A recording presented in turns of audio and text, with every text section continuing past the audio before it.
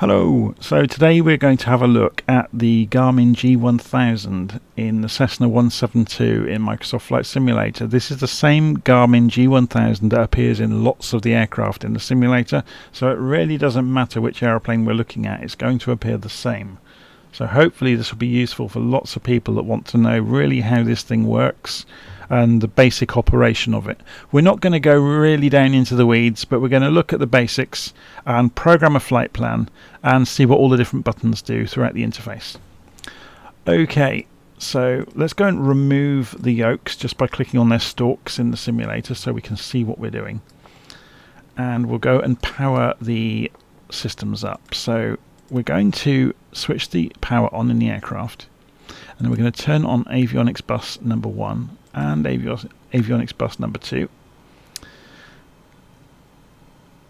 Now, we're not doing things strictly in order here. Normally you would only go for bus number 2 before you start the engine, and the reason for doing that is the engine gauges are on screen number 2, or sorry, on bus number 2. So to avoid any issues with in the real world with surges affecting anything, you wouldn't do both. You do bus 2 first and then bus 1 later. But anyway, it doesn't really matter for us. We're going to take the risk. So you can see that there are lots of boxes and things haven't appeared yet. The reason for that is the GPS, or the avionics system, uses inertial navigation. There it goes. It's just aligned. Just as your mobile phone takes a while sometimes to pick up a signal and to sort itself out, kind of realizing which way it's pointing, which way is up. The system in the aircraft does exactly the same, so it takes a few seconds to align. On the right hand screen over here you can see it says press Ent or the rightmost soft key to continue, so we'll do that and we get the map pop up. So these are physically the same unit as each other, but when you have them both plugged in an aircraft and wired up together, they are configured so the left hand one is the primary flight display for the pilot, and the right hand one is the multi-function display that the co-pilot might use, or that the pilot might just lean across so you can see the map on the engine and the primary instruments for navigation on the left side. Okay, so let's have a quick scan around and see what's on the primary flight display. At the top left you've got the nav radio frequencies. Notice you've got both nav 1 and nav 2, and you've got the standby frequency on the left and the active frequency on the right. So to change those frequencies you can use the nav button, or nav knob, sorry, which has an outer and an inner ring. The outer ring sets the integers, the inner ring sets the decimals. Before we go any further, before I forget all about this, let's go and start the engine. So I'm just going to put the mixture to rich. I'm going to crack the throttle open. The reason I'm starting the engine is I don't want the battery to go flat while we're sat here talking. It's an absolute rookie mistake, and I've done it myself in the past. So we're just going to go and get the engine ticking over, and then we'll leave it. So the engine is quite happily ticking over now all on its own. I'm just going to check the volume levels to make sure that it's not going to be too annoying with it ticking over in the background. No, that's fine. Okay, otherwise if we hadn't done that we'd be at risk. We'll turn the pitot heat on as well while we're here, and let's just have a look at those engine gauges over here. 28 volts, 10 amps,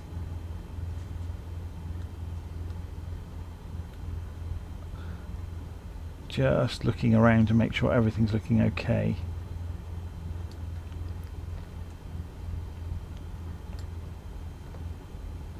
Yeah, it's fine. Okay, we're not going to get into how to fly a plane today. We're just going to go and play with the G1000, although we may go for a fly at the end just to illustrate some of the things we've been talking about. Okay, so we got as far as talking about the nav radios, and you can change the frequencies, that's all fine. You can change the heading bug, so the heading bug is on the outside of this compass rose, which represents the aeroplane is travelling upwards all the time, so as you turn around a corner the compass will rotate. And the heading bug relates to the autopilot, so if you want to fly towards a specific heading you can dial it in. If you hold shift on while you're rolling this with the mouse wheel it goes twice as fast. Okay, so you've got the autopilot master on-off switch, you've got the flight director. So there's the flight director, you can see it there. The autopilot actually is two systems. There's the flight director, which is reading what you're wanting to do, or what you're programming into the aircraft that you want it to do, and figuring out how to make it do it. The autopilot blindly follows what the flight director says. Okay? So we can give an illustration of that really quickly actually. If we put the autopilot, even while we're sat on the ground, into vertical speed mode, and if we say we actually want to climb at 300 feet a minute, look what's happening. This is basically telling us pull back, or pull up to climb. Even though it's pretty dumb, even though we're sat still on the ground and we obviously can't do that, it's saying I want you to pull up right now to be able to climb at 300 feet a minute. If we go and set that back to 0, it will drift back down. Okay, notice it's juddering around, it's not coming down smoothly, it really doesn't understand we're not going anywhere. Okay, so that's the flight director. Heading mode, yes, if we engage heading mode, and we can do this on the ground without the autopilot on, we can engage heading mode. It means it will try and turn. Look, the flight director wants us to turn right because the heading bug is to the right. Yeah. If we were to go and spin that past, if I hold shift down to go quickly, and you can see it's changing its mind. It actually wants us to turn left now, because depending on us going this way, we need to turn left to go that way. Okay, so heading mode, you've got altitude hold mode, so as soon as you press it, whatever altitude you're at, the aircraft will level out and fly at that altitude. Nav mode has two actual major modes of operation, and it's dependent on this CDI soft key underneath the primary flight display. You'll see by default it's in GPS mode. That means that in nav mode the autopilot will try to follow the route you have programmed. If you change it over to, if you click CDI, it goes to lock 1. It will either say VOR or lock, depending on what frequencies are tuned in. Basically, if you've got nav mode on and you've got the CDI in VOR or lock mode, it will follow the radio frequency or the course you have set. Yeah, we'll see this when we get in the air, because it's easier to show than to talk about. We've got approach mode. So all that means is it will fly down a glide slope for you as well as the aircraft following the course to a runway that's tuned in with ILS. It will also fly down to the runway following the glide slope if you've got it tuned in, and if you approach from below the glide slope. That is the major consideration about getting approach mode to work. The aircraft will not descend into the glide slope. You have to approach the glide slope from behind it, basically. Vertical speed, so we already saw that. That's where you can command the aircraft to climb or descend at a given speed, and you use the nose up and nose down buttons to set that speed. It's worth pointing out that there's, although we're going to get round to it once we get down to the bottom left, there's the altitude here, so we can set a target altitude in thousands and hundreds, and it appears at the top of the altitude ribbon. So it's probably worth pointing out this is the vertical speed. There's obviously your heading. This is your bank indicator. This is altitude. It's saying no GS, that's where the glide slope would appear if there was one. And then we've got the vertical speed, so this will actually move up and down and show the rate at which the aircraft is ascending or descending. You've also got a pitch ladder that rotates, so you can see how many degrees nose up or nose down you are at any given time. And you'll notice there's this rendered view of the ground. That's actually called the SVT, the synthetic vision technology. So it's kind of how would you put it? Simulated view of the ground. It's like a low resolution copy, so when you look outside you can actually see a view of the ground. Obviously it doesn't have any buildings or anything clever like that. Oh, someone's just taken off from Santa Maria by the look of it. Okay, so we've made our way down the left side. Underneath the screen you'll obviously see a load of soft keys, and they correspond with the screen, with whatever options are on the screen at a given time. We'll come back to these, we'll see them along the way as we're playing with programming things. Down the right hand side you've got the volume. Obviously we didn't say that, we've got a volume up here as well for the nav. So if you've got beacons that you're flying past and they'll make noises, or you've got the Morse code playing, which you can configure here, we're not going to really get into that today. The center panel lets you switch on and off the audio alerts for things like beacons and stuff like that. But anyway, we're not going to worry too much. That's kind of really getting into the weeds of IFR flight. So on the right hand side you've got the COM radio volume, you've got the tuning knob for the COM frequencies, so it works the same as nav, where you can press it to flick between COM1 and COM2. You can tune the integers and the decimals, and you can flick frequencies. Below it you've got barometric pressure. You'll notice the altitude is moving there. The altimeter in an aircraft uses air pressure, so obviously depending on the weather it could be wrong. Therefore, before you take off, and before obviously while you're en route as well for the destination airfield, you look up the QNH, or the barometric pressure on the ground, and you configure it. There's a shortcut, I've just pressed it. You press the B key on the keyboard and it will automatically configure itself. You will see that there is a number representing the barometric pressure underneath the altimeter.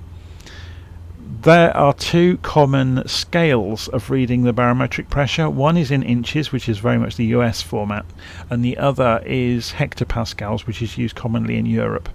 If you want to change that, you go to PFD options on the soft key, and you can change the altitude units. So if you click in there, you can switch between inches and hectopascals.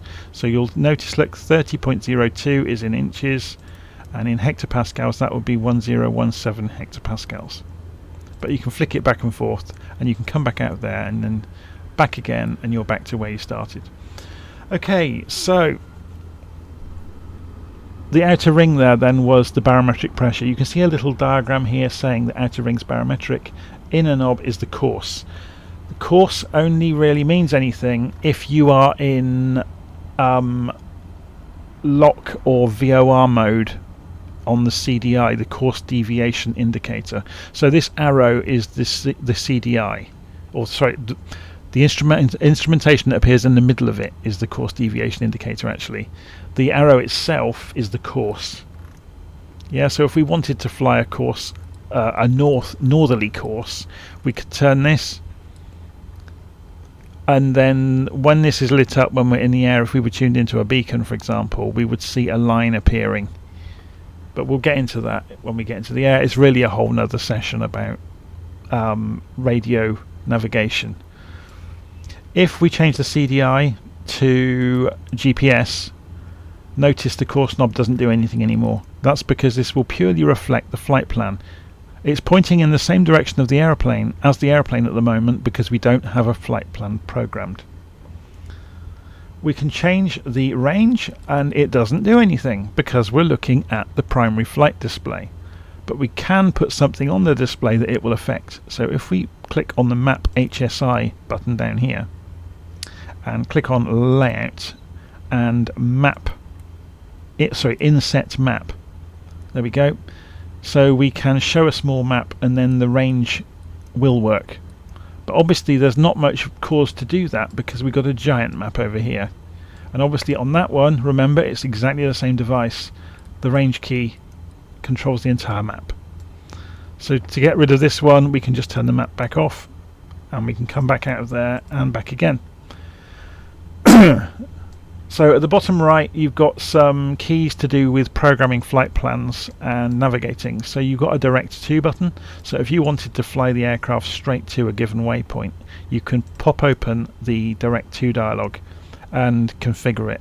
We'll think more about this, or we're not really going to look at it today. We're going to look at programming a flight plan, and all of the techniques we use when we program a flight plan are really the same for any dialog. Okay, so we have a menu key which shows us some options, so we can configure this PFD display or the MFD display. Notice they're on auto to begin with, but you can configure them. The general rule with the FMS knobs below these buttons is any dialogues that pop up, if you see a field flashing, the outer ring will move fields, the inner ring will configure inside a field. So the outer ring will move fields. Yeah, does that make sense? And then the inner ring gives you changes to that field. Okay, so if we want to get back out of there, we can just press the menu key again and it will go away. But notice it remembers where you were in the menu. So if we want to get out of there, I think we can press clear normally, or not in this case. That's interesting. So we'll just press enter to confirm. Yeah, it's not going to let us out, is it? That's interesting.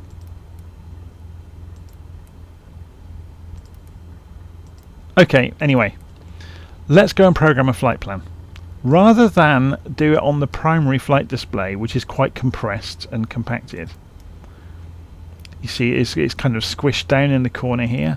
If we do the flight plan on the multifunction, the secondary display, you'll see we get a lot more room to play with. So if we press FPL over here, we get half the screen and we get a view of the aircraft on the ground.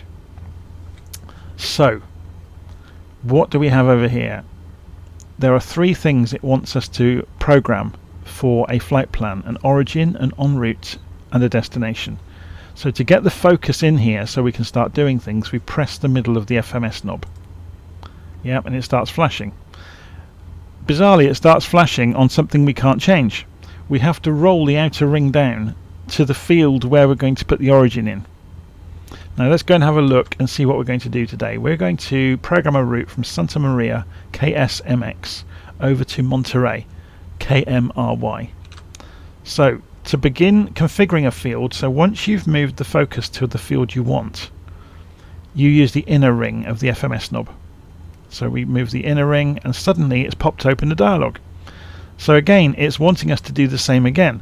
We can move fields, except we can't at the moment because we have to do this before we do anything else.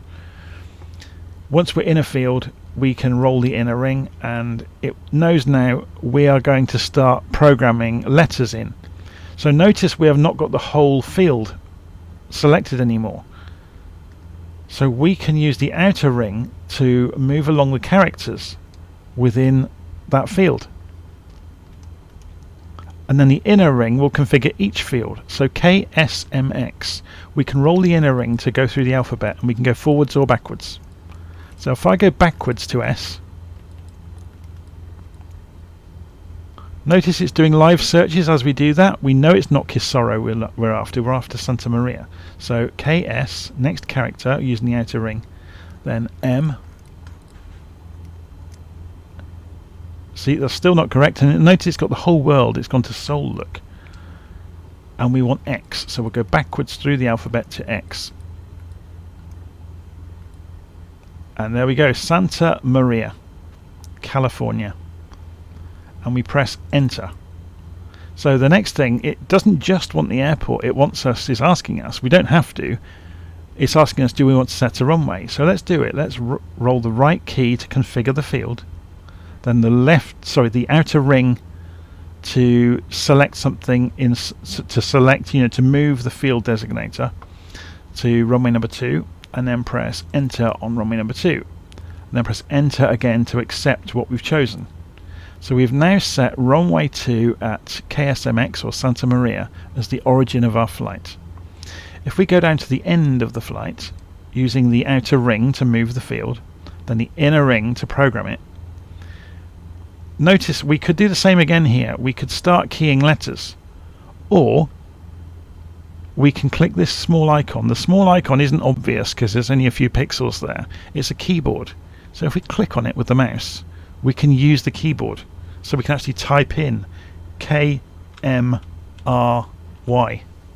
Monterey, and we can press enter. Doing the same again, look, it's accepted KMRY, now it's asking which runway at KMRY we want. So we're going to go for 28 left. So the only reason I know that is because I know Monterey.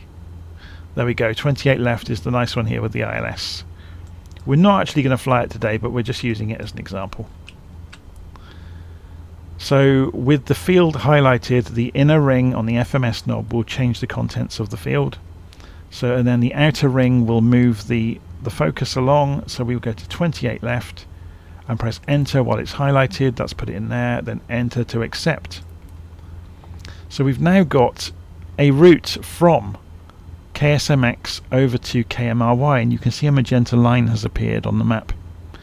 Now if we move down to en route, as soon as we move that focus, it actually figured out, recentered us on here to show the whole route. Let's put a waypoint in the middle of the route then, seeing as it's asking so nicely. So if we look at the map, we'll go via the Avenal VOR, which is over here, and we'll right click on it and we'll add the VOR DME Avenal to the flight plan. So it should end up looking like this once we've added it. So AVE is the ICAO code for that VOR. So again, it's already highlighted here, so let's roll the inner ring. And again, instead of rolling round to find A, V and E, let's go and click the keyboard button and type A, V, E, and there's Avenal. Press enter to accept, and there's our route has changed, look. So we've got flying from Santa Maria over to Avenal and then down to Monterey. Okay, so this isn't the whole story. As if you've seen my video on the 530, you know exactly what we're going to do now. So we're going to follow exactly the same procedure.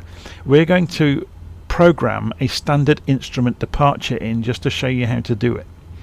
So to program a standard instrument departure, you have to obviously know what you're going to program. So if you right click on the airfield in Little Nav Map, we'll go and have a look at them. So we'll want to show the departure procedures for Santa Maria. For runway 02 there is only one, and it's the Buelt 4 standard instrument departure, and that takes us out to Buelt. But beyond the end of there you've also got transitions. So a transition is an exit point for the standard instrument departure. So if you've not seen anything about instrument flight, all standard instrument departures are, or procedures are kind of sequences of predefined waypoints. Yeah, so we're going to leave on runway 02 and we're going to fly out to, it's doing an intercept course there, look, to get on this line to Buelt, and then we're going to say we actually want to get to FLW because that's closer to our course that we're going. So we choose the FLW transition, so it's the exit point from our standard instrument departure. So if we right click on that and insert that into our route, you can kind of see what we should be seeing in the GPS if we configure it correctly. Okay, so let's go and do it in here. So we close the flight plan screen. So to stop this having the focus, you just press the knob on it. Yeah. Then press flight plan to make that go away.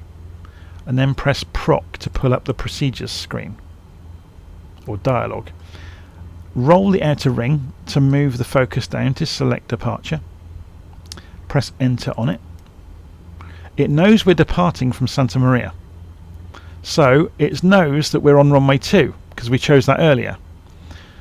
So the only departure available actually is Buelt 4. Okay, so we can just enter again on this just to say yes, we're happy with runway 2, we're happy with Buelt, and it's basically showing us all of those details just to confirm, and we just keep pressing enter so we can say load essentially. Should we just roll down here to load? So load is highlighted and then press enter, and you will now see that we've got the intercept Buelt. We didn't set, okay, let's go back and do that again. We didn't set the transition, did we? So procedure, select departure, and it will overwrite automatically. Select departure, come down here. Now we want to change that transition. We've chosen the wrong one, so this just shows how easy it is to change. So we're going to change to FLW and press enter on it. So now this gives a summary look. Runway 2, then there's a 670 foot climb, then the intercept to Buelt, then FLW, and it's looking more like it. So we press, we move the focus down to load and press enter. Okay, and now we've got the intercept, Buelt, FLW, then AVE. Okay, so if we close the procedure, or sorry, you close the flight, this is the flight plan screen. Close the flight plan. If we were to zoom out now, you'll be able to see that. And that looks exactly the same as that now. Yeah, can you see that? It's good, isn't it? So when you come across here now, if you were to pull up the map on the primary flight display, the inset map, it also appears on here. It's not quite as neat and tidy, but it's still there. So anyway, map off. Okay, so that's how you program routes, and that's really the guts of kind of what you'll need to know to fly around the place. So I just want to go and take off and have a quick fly around to show these autopilot modes actually working, and we'll do a little bit of have we got ILS here at Santa Maria? Yes, we have, but the wind's wrong for it though. What we might do is turn the weather off so the wind is not a consideration. So we're going to go and change the weather just for the moment to a few clouds in the sky just to help us out. So we've got 2 knot wind now, so we can actually play with that ILS. So before we get started, let's go and tune nav1 to 108.9. Okay, because there's something else I want to show you about this.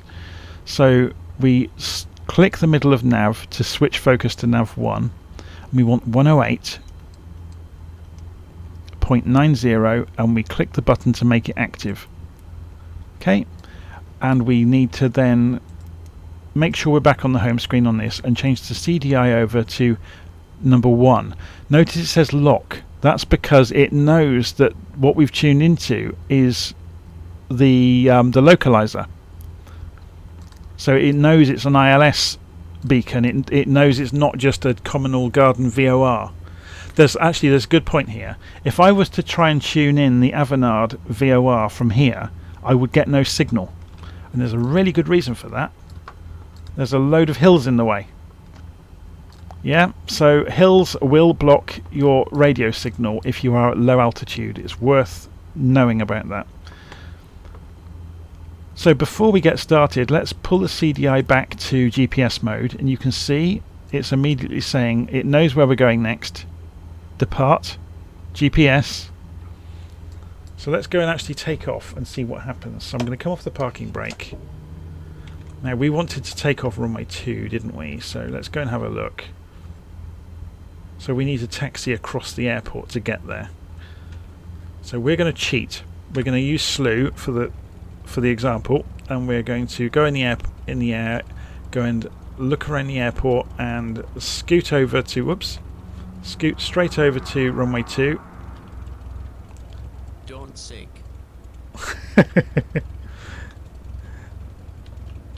And put ourselves somewhere near the centre line. Press Y. We're back on the ground.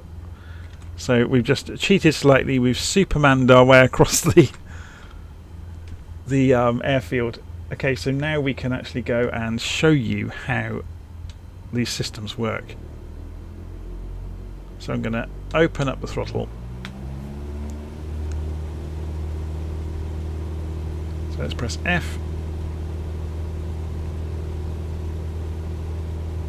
Notice the indicated airspeed didn't show anything until we were doing about 20 knots.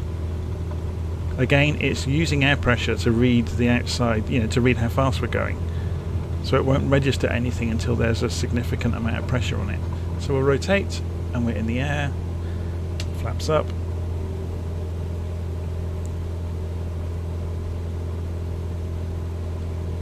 Okay, so I'm going to trim the aeroplane just so it's climbing. So I've given it a little bit of elevator trim, a bit too much there, look. And I am going to go and engage autopilot. Now notice, it's trying to use vertical speed. I'm going to configure it. Look, it's going 400 knots. It's going to try and climb at until it gets to 400 feet per minute until it gets to 3,500. Notice it immediately did a left turn. That's because the heading bug was at 300 degrees. So now it's completed. It's got to 300. It's leveled out. Yeah. So if we were to go and move the heading bug around, say we wanted to go the direction of our actual course, we could. So we're just turning that heading bug by moving this marker. And notice you can see the rate of change being illustrated on the compass as well. So that's basically saying the heading you will be doing. I think it's in 6 seconds time. It works it out. The same is true of indicated airspeed. If your speed is changing, it shows you the speed you'll be doing in a number of seconds time. Same with altitude. Okay, so if we click altitude hold, it will stop climbing or descending. The target altitude will remain, but it will stop exactly at the height you were at the moment you pressed it. I'm going to come back on the airspeed because we're getting alarmingly fast. Okay, so you can see we are off to the right of the flight plan. So if we were to zoom in down here, where's the zoom? This is the range, isn't it? So yeah, the flight plan's back behind us to the right. So look what happens if I press the nav button. Is it going to be clever enough? No, it's not. So let's turn it round and get it into the ballpark of going for the GPS.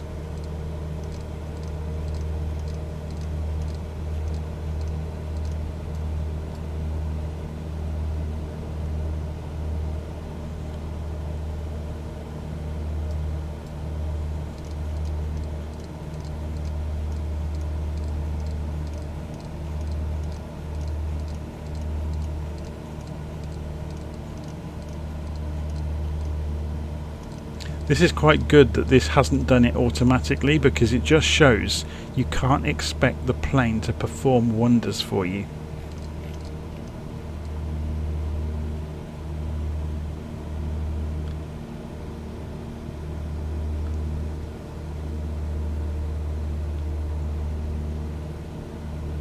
So we are still not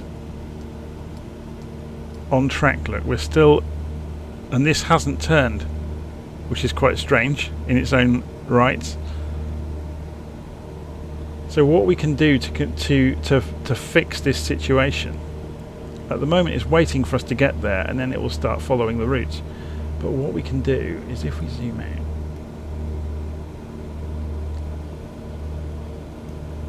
we could say we're going to go straight for FLW, for example. Yeah, so that's where the direct to would come in. We can say go direct to, and we can type in here FLW and press activate. Or sorry, you have to move the, it's not a touch interface, remember.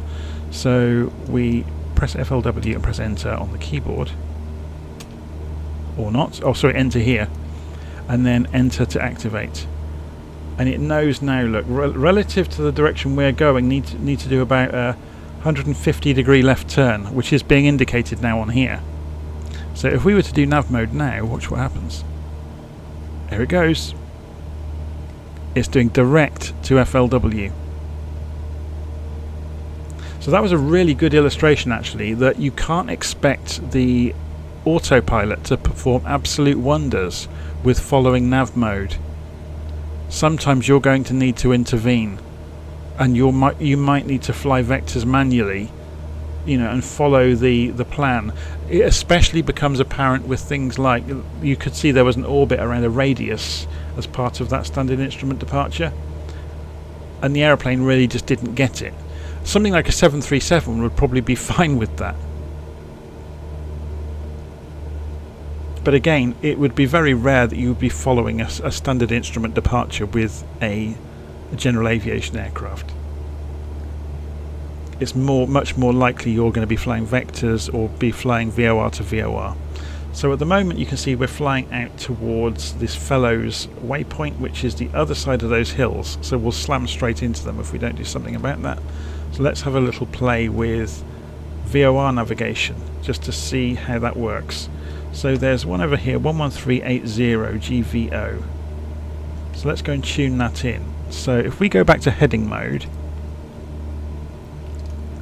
and we're going to fly quite wisely away from these hills, we could fly, say, 150 degrees would be quite enough. So we're going to go and tune in GVO 113.80 on nav 1. So we switch to nav 1, 113.80. and we transfer that over to active, and you see it's lit up, GVO, it knows all about it. Now we are in heading mode, so changing the CDI source is not going to do anything to the aeroplane because we're just following a heading. So we can now use the course and figure out exactly what direction to go to the VOR. So notice there's the course deviation indicator. When it's lined up in the middle, it means the course is pointing straight at the VOR station. So 130 degrees, or 131 degrees. If we press nav now, the aeroplane will follow that course into the VOR. It's not actually a VOR, I should point out.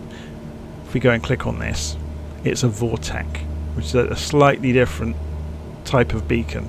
Anyway, it works the same way for lateral navigation. Yeah, so we could do that. We're not going to fly all the way down there. We are going to go back to heading mode, and we're going to fly back round the other side of the airfield. We ought to keep an eye on the ground. We're very low. It's hilly here. So let's go and set that target altitude.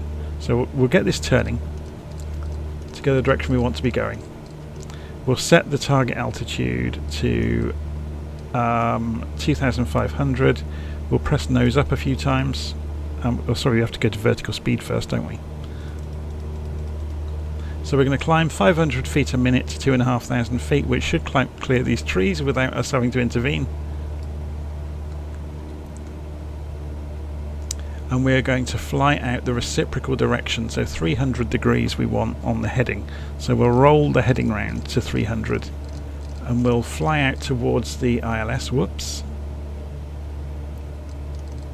I'm just going to skim these trees.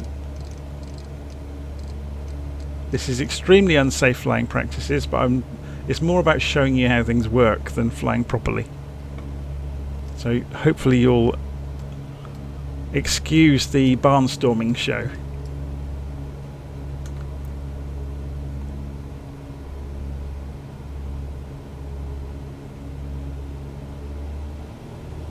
Open the throttle. We're getting a bit slow. So you can see the airfield over here. Going to fly back past the airfield and then get the ILS up and running. So to get the ILS working, we're going to need to tune it in. So we had 108.9 earlier, didn't we? So we've already done that. So ILS is 108.9. Notice when you have the it's in the standby frequency. We're tuned into 113.80 at the moment, which was the other side. If we switch this back over, so we're using 108.9 now, which is the ILS at the airfield. Notice this changed direction all on its own. The course knob doesn't do anything, or it shouldn't do anything. That's interesting. Some aircraft it does, some aircraft it doesn't. In this one it does, it still works. So we want 120 degrees. Yeah, for our course, which it had preset itself to when we tuned in the VOR. Yeah, so it preset to the runway heading. So let's go and say altitude hold now. So we're just going to fly along past the runway, and then we'll see the signal appear, not only for the localizer, but for the glide slope as well. So we're nearly at 2,000. We'll descend a little bit. We don't need to be this high over the ground. So let's go and set our target altitude for 1,500 feet. So to do that, we set the target and then we use nose up or nose down. So we need to use vertical speed to do that. So we're going to descend at 500 feet a minute. So come off the throttle slightly so we don't accelerate into overspeed territory.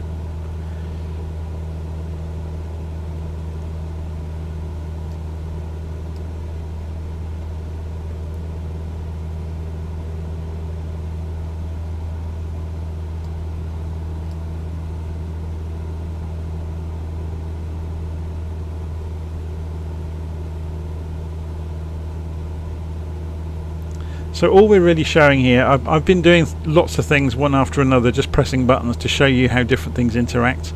All we're really doing is showing heading mode, altitude hold mode, vertical speed mode with nose up and nose down. We haven't used a flight level change, have we? Let's see what happens. If I do a flight level change, so it's gone to FLC, if I cut the throttle, it will go down to 1500 feet. Notice when we're in flight level change though, a speed marker appeared. We're coming to 1500 feet and it's levelling out.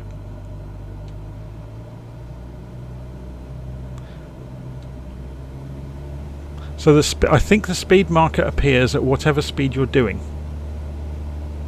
Yeah, so you would engage flight level change at a given speed, then cut the throttle, and it will use the speed you were travelling at as the guide for the descent.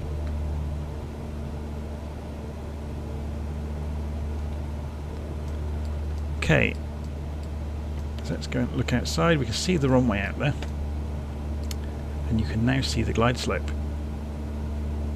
So we'll go out far enough that the glide slope slides up into the middle of this gauge, and then we'll turn around, and then I can explain what the ILS symbology means, just as a final thing to look at in terms of what the G1000 gives us.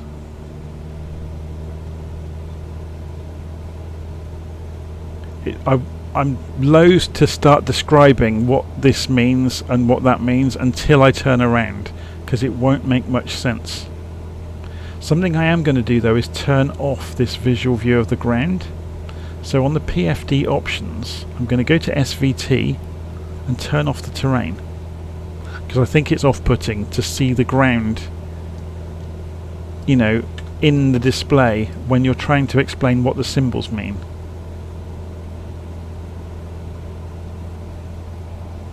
Okay, here comes the glide slope. So we're flying away from the airport. So at the moment we're above the glide slope. At the moment that when that gets to be in the middle, it will mean we're exactly the right height at this distance from the runway. Obviously we're going exactly the wrong way. So let's go manual on the aircraft now and spin the aeroplane around.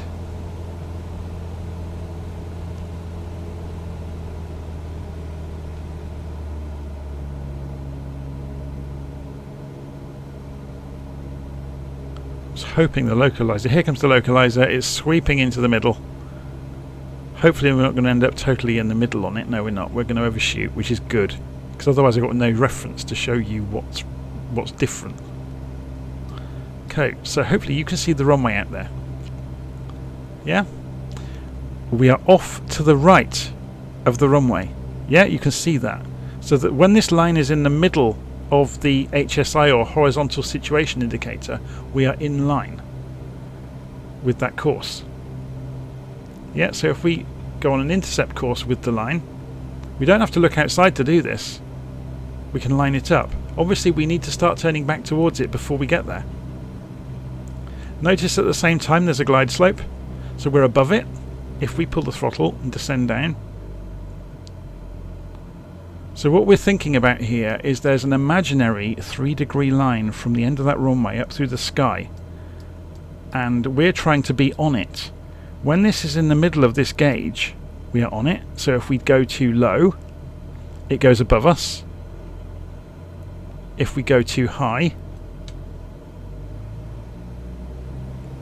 it drops below us, with us being the middle of the gauge. Yeah? So the idea here is you can actually fly down without seeing outside. This is kind of like the use the force Luke trick. So you can dip the nose up and down to get onto that reference point. We're off to the right.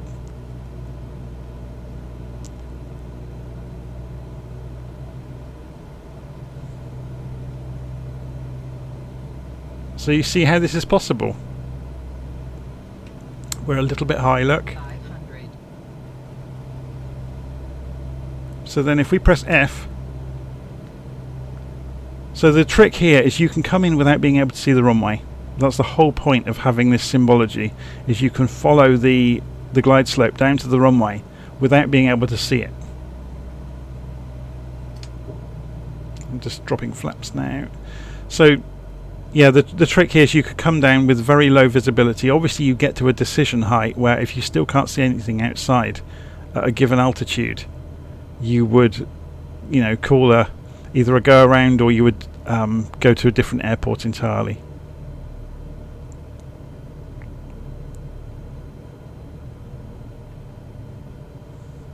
Let's just bring it down.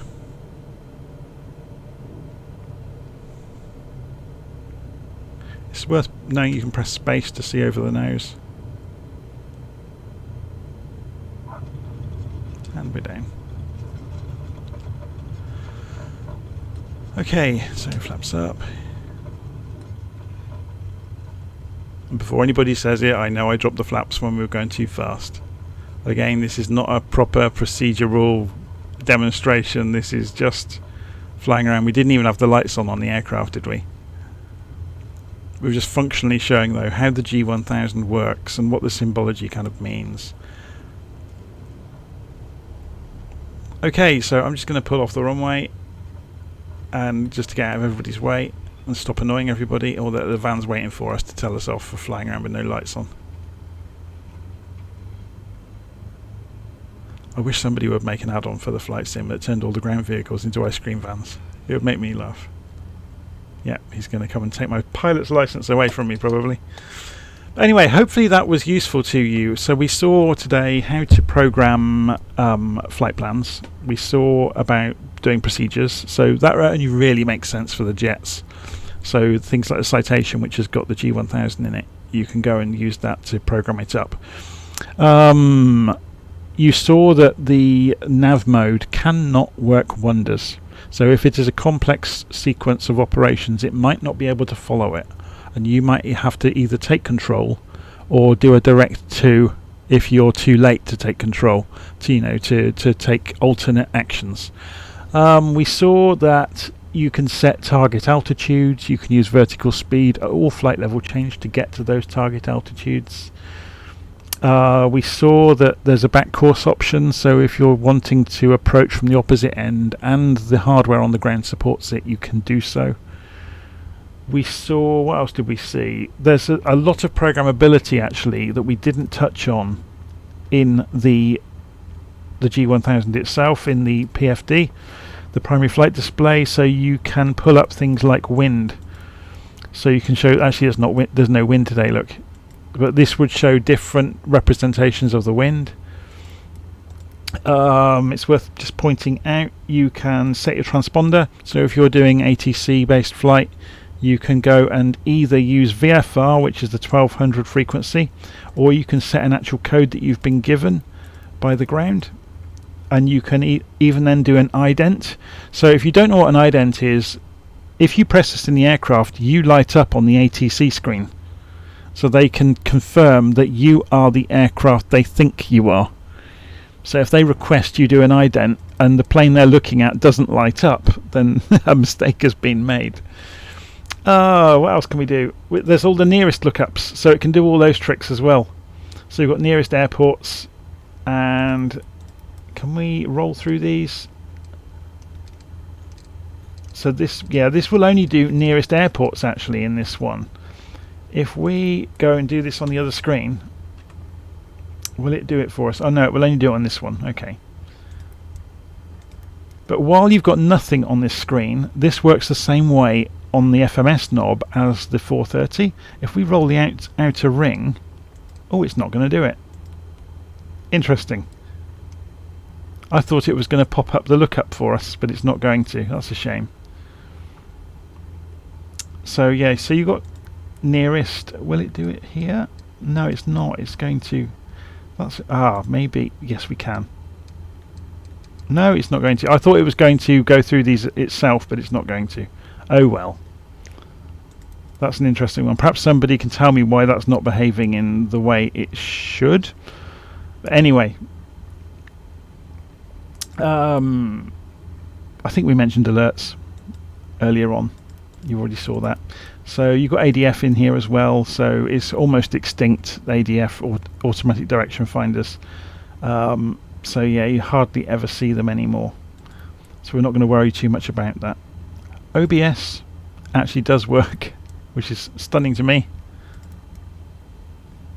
So you get it tells you the heading to go to get to the waypoint that you're heading towards.